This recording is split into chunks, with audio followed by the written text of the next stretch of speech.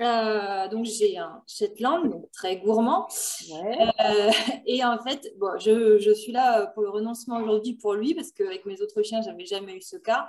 C'est qu'il est, bon, il est attiré par beaucoup de choses, et notamment j'ai un souci avec la nourriture, les gamelles des autres chiens. Je donne à manger à tout le monde en même temps. En général, enfin, tous mes chiens savent, voilà, ils vont chacun dans leur gamelle, et une fois qu'ils ont fini, ils vivent leur vie, quoi. Ils laissent les autres en paix, sauf lui. Voilà. Et depuis assez jeune, c'est très compliqué de le faire renoncer. Et du coup, au quotidien, quelle serait la meilleure solution? D'accord. Voilà. Alors déjà, il y a quelque chose que je n'encourage pas et que je déconseille, c'est de faire manger plusieurs chiens dans la même pièce, même si chacun a son coin gamelle.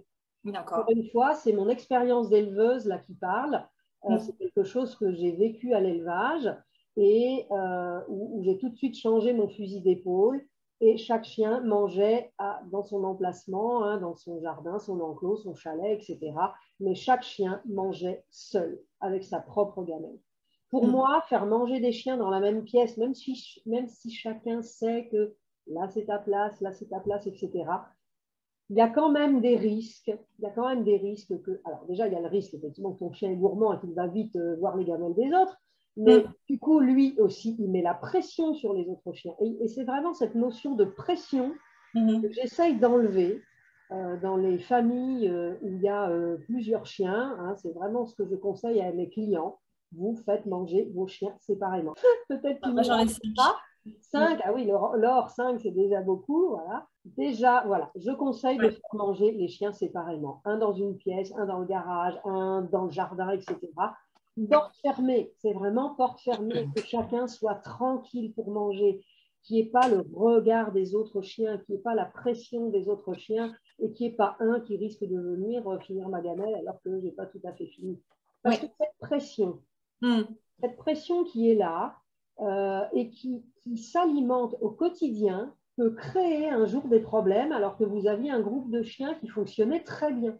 Voilà, donc ça, je dirais que je pense que ça répond un petit peu à ta question déjà, Oui, parce que si oui, ton chien est gourmand, mais que finalement il mange tout seul dans sa pièce, dans son coin ou dans le jardin, et que les autres aussi, si chacun de tes 5 chiens a à son oui. emplacement, pardon, bah, tu as résolu ton problème.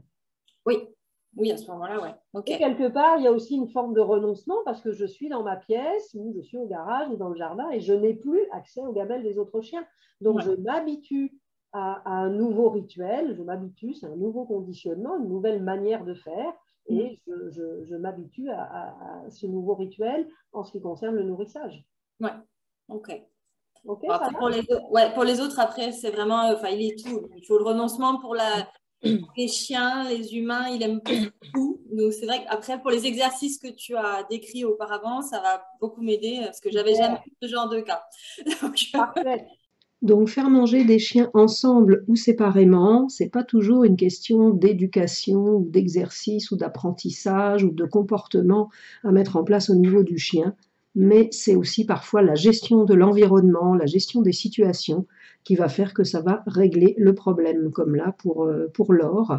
Ou le conseil que je lui donne est qu'elle fasse manger ses chiens dans des pièces séparées. Cela concerne les repas, mais cela peut concerner aussi les moments où elle donne des gourmandises à mastiquer.